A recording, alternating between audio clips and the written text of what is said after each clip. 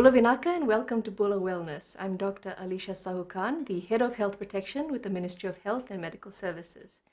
In today's episode, we will talk about sexual and reproductive health with Dr. Dashika Anshu Balak, who is a medical officer at the Ministry of Health and Medical Services Suva Reproductive Health Clinic.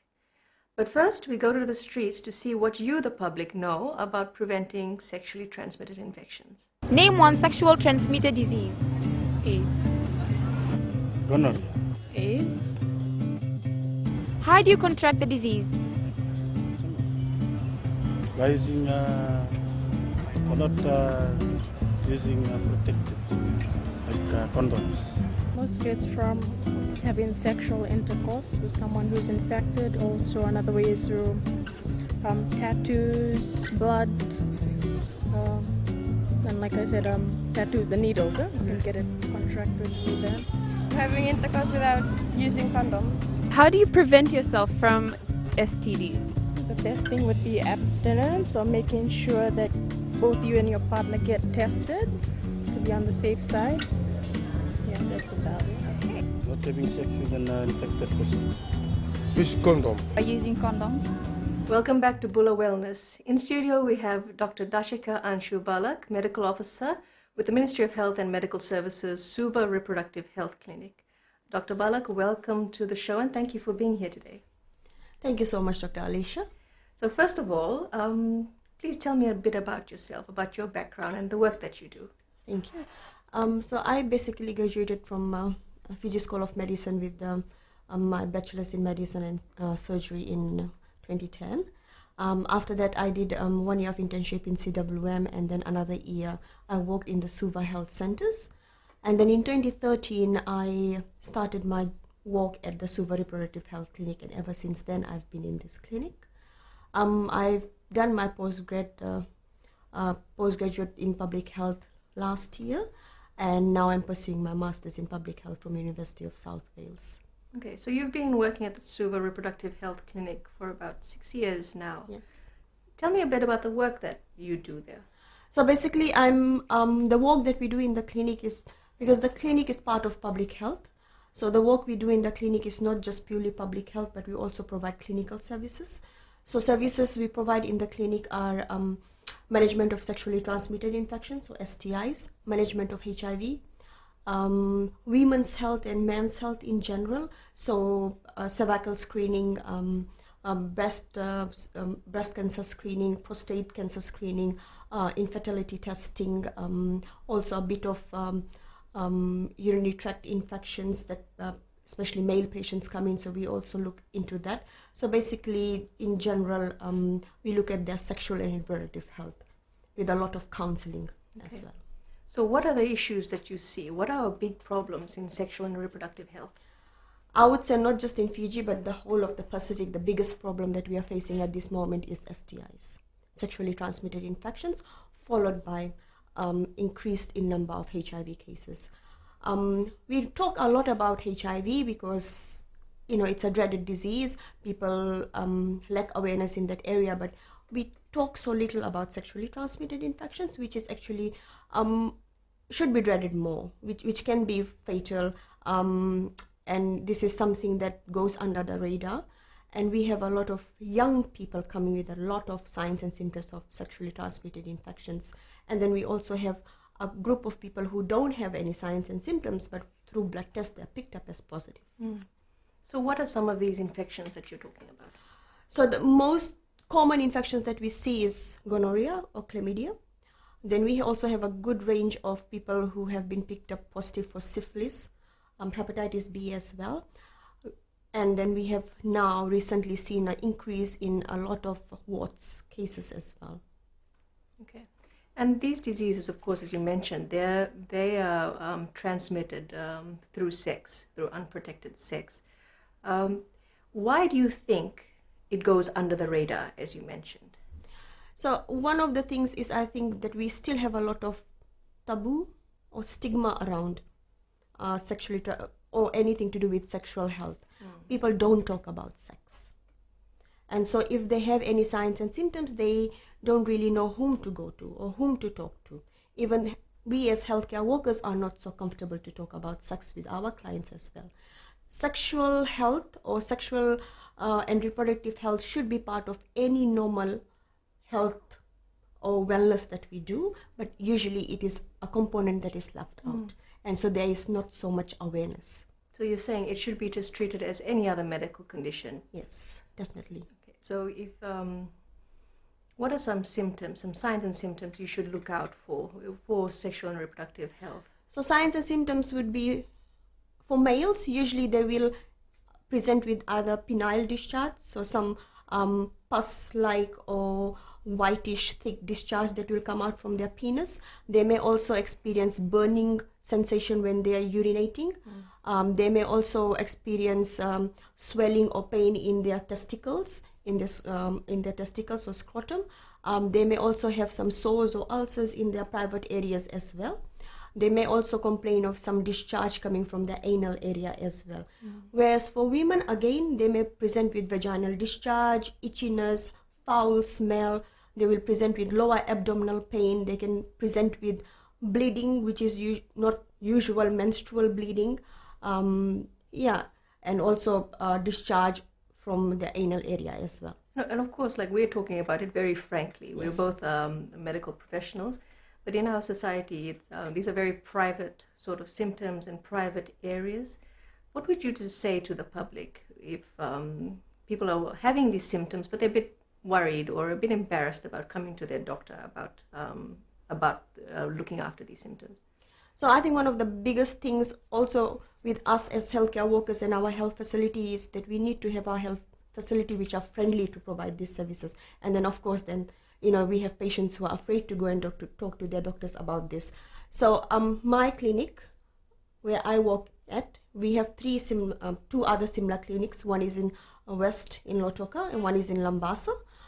So we provide these services. These are all free of charge. So if you feel that you have these signs and symptoms, please, I encourage you to come to us. Or as long as you are sexually active, you are at risk of getting sexually transmitted infections or HIV. So please just come and get yourself tested. And of course, some people may see these symptoms as small things, that they're not too worried about them. But what are some complications you can have, especially with women, for example? Yes. So basically, I think it's a Fiji or a Pacific way. Unless and until something really gives us pain or it's really aggravated or gets complicated, we won't seek help. I mean, that's our health seeking behavior. So basically, complications that you can get from untreated STIs or HIV is infertility, which is we are seeing a lot of infertility now, especially amongst young people. So you are unable to conceive. Yes. You may also have complications such as you can have organ damages. With females, they can develop cancers in their private parts, cancers of their reproductive tract. Also, females can pass this disease to their child if they're pregnant, and then the child can be born with diseases, and usually children don't survive with those infections, or they may get some permanent damage that happens to them. Also, they may develop a lot of other complications that give rise to kidney diseases or liver diseases. And of course, with women, you have increased chance of ectopic pregnancies Yes. and damage to your reproductive tract. Yes. If you don't get these diseases seen to. We have a lot more to talk about. After the break, we will actually be on location at the Suva Reproductive Health Clinic. That and more after this break.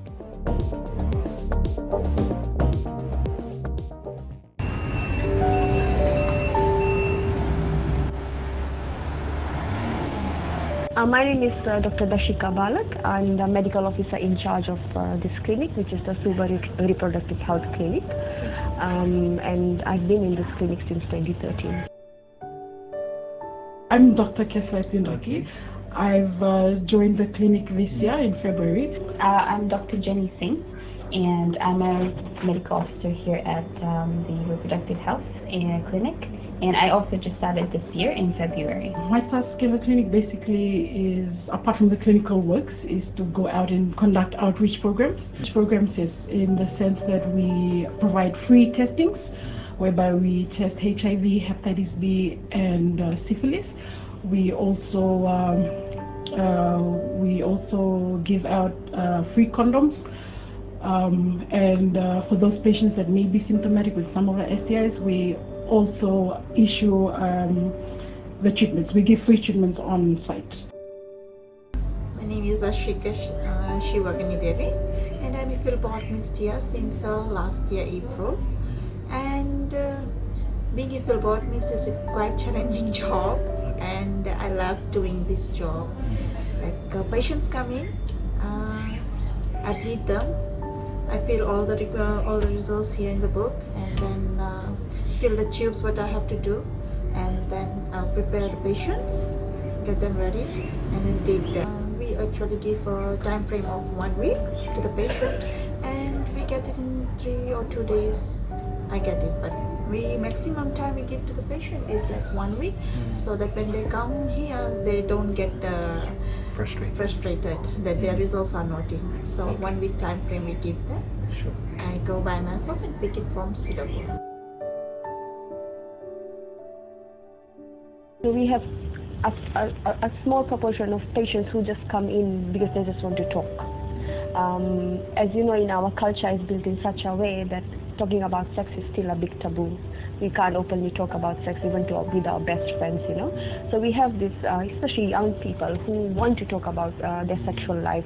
And actually, sexual health is a big part of anyone's health and well-being, which is usually left out because people are not confident enough to talk about, or, you know, as I said, it's a taboo topic to talk about.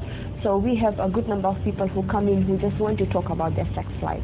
And it's just, they may not have any signs and symptoms of STIs, they may not even come for testing or anything, but it's just they want to talk to somebody to know more about their sex life. For example, like we've got young men who may think, you know, ejaculating too much may be a big problem, so what shall I do about it? So they come in and we counsel them and talk to them and reassure them about. We have elderly people, elderly men who come with erectile dysfunction because they cannot have any erection anymore. So again, that's another issue we talk about. We've got young couples who cannot conceive, so we counsel them on that, and also if there's testing needed, we do testing for that as well. So we have wide variety of people who come in, and it's not just basically they have any signs and symptoms or they are sick with any kind of STI or HIV related illnesses. So counseling is a big part and parcel of our job, which we do every day, and it is provided to all our patients depending on what they present with. So if we have patients for example, who come with some signs or symptoms of STIs, or who have high-risky behavior, for example, they have multiple sexual partners, they do drugs, they don't use condoms, so we counsel them on their risks. So we'll assess them on their risks, and then we'll counsel them on how to reduce their risk. So that's also one part of sexual health counseling. So I think sexual health counseling is a very important part of a person's life, which is, as I said, is usually neglected or not done properly. And so this clinic provides a very safe space for these patients to come and openly talk about it.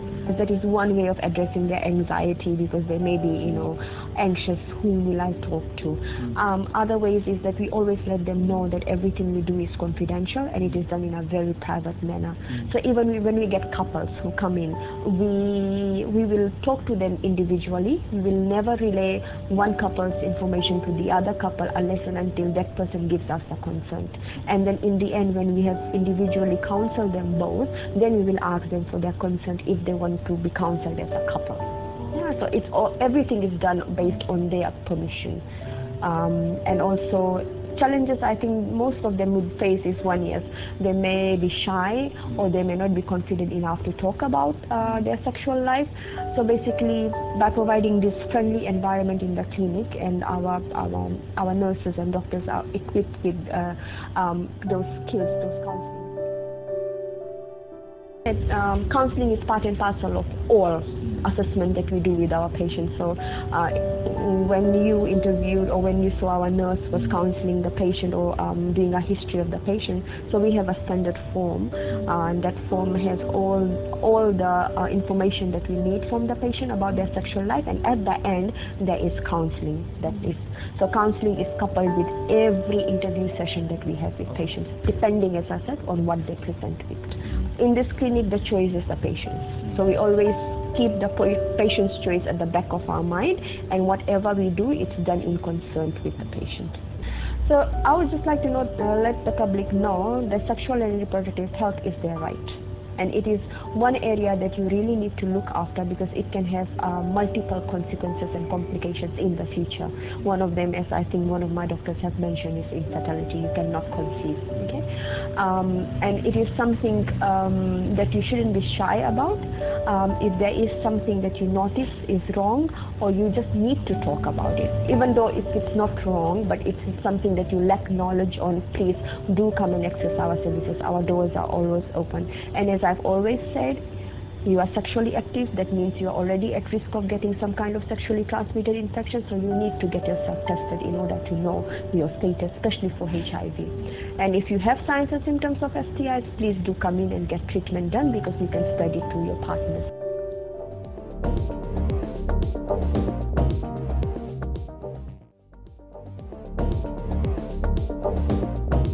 Welcome back to Bula Wellness. In studio, we have Dr. Dashika Anshu Balak, Medical Officer at the Ministry of Health and Medical Services, Suva Reproductive Health Clinic. Dr. Dashika, before, in the last segment, we actually went to your clinic, the Suva Reproductive Health Clinic, and showed basically the public about what can be expected. We, of course, have those clinics around Fiji in the divisions. Where else can the public go if they're having these symptoms of sexually transmitted infections? Ideally, all health facilities in Fiji should be able to provide these services to the general public, and all these services are free of charge.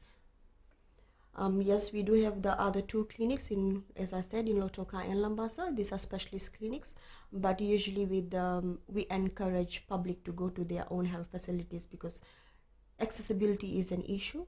And if you are unable to come to our clinics, especially if you're staying, for example, here in the interior of Thailevu, and you can't come to Suva to access services in our clinic, we would encourage you to go to our health facility that is near, and they should be able to provide you with these services. Okay. Something we haven't talked about that much is about the screening for pregnant women. Yes. Pregnant women actually are offered screening for certain sexually transmitted infections, yes, including HIV and AIDS. Is that right? Yes, yes. So it's part of their routine testing that all and first antenatal bookers, they need to undergo screening tests for at least syphilis, hepatitis B, and HIV. And during the course of pregnancy, if they have any other signs of symptoms of any other STIs, then they will be tested and treated accordingly. And why pregnant women in particular? Pregnant women, because it's not just the life of the woman itself, but it's also their unborn child. And as we know, sexually transmitted infections can be passed from mother to child while pregnant, during delivery, and also after delivery when they're breastfeeding. So of course you'd like pregnant women to, as soon as you think that you're pregnant, go as soon as possible to see your doctor to get these sort of screening tests done so that you can protect your baby in the long term. Yes, definitely. That is why we encourage mothers to get booking as early as possible, because now we are seeing an increase in number of HIV cases in newborns, and this is usually, when we trace back, it is usually these mothers who are unbooked or who present very late in pregnancy, and then they are diagnosed. Okay. And of course, if you are pregnant and you test positive for HIV, for example, is there anything that can be done to prevent it spreading to your unborn child? Yes, definitely. If you're tested early in your pregnancy, you will put you on medications that are specifically to stop the transmission of HIV to your child. Okay. So we've talked a lot about the disease itself, the symptoms, the treatment that's available. How do you prevent yourself getting sexually transmitted infections? Basically, sexually transmitted infections deal with behavior of people. So we need to restructure behavior. We need to bring about a lot of behavior changes, which is, we know, one of the hardest things to do. But basically, we would say, like in the olden days, we were saying the ABCs, the ABC model: abstinence, be faithful, and condomize. But we know for a fact now that the first two especially doesn't work. And even with condom, our condom rates, it is increasing, but we don't really know genuinely if people are using condoms or not.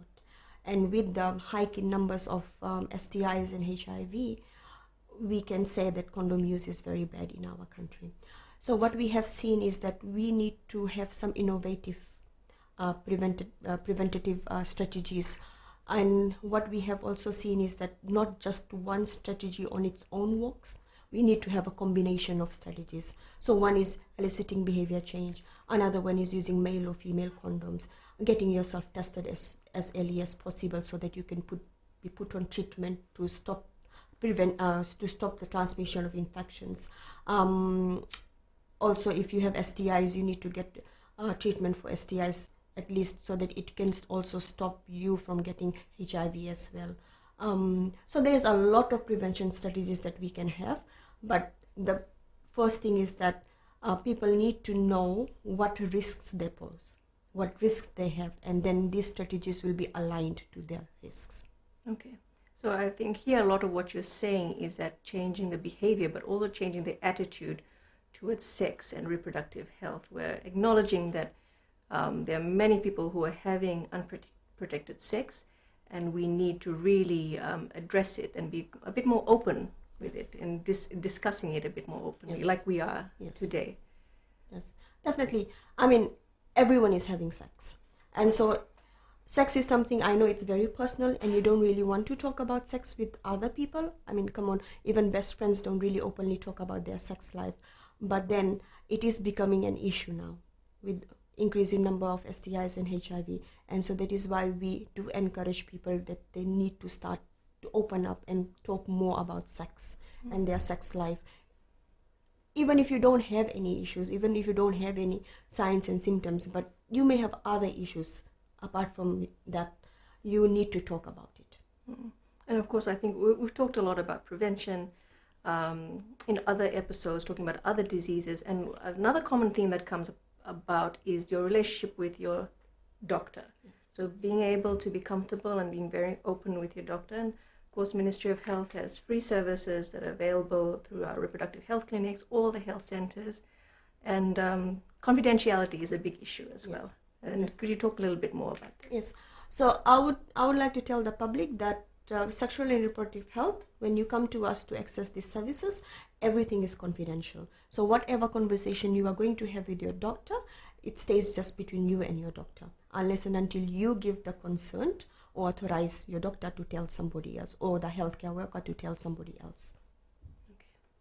So is there a message you'd like to give to the public before we end this episode regarding sexual and reproductive health? Definitely. I think the simplest message I can give is that if you are having sex, you need to know your status. You need to get yourself tested. And this can be at any health facility? At any health facility, free of charge. Okay. Thank you, Dr. Dashika, for coming in today. Unfortunately, we have run out of time again. And that brings us to the end of this episode of Bula Wellness. If you have queries about the show or the topic today, like or contact us on Facebook, Bula Wellness FBC TV, or write to us at bulawellness@fbc.com.fj. Make sure to join us again at the same time next week. Until then, good night.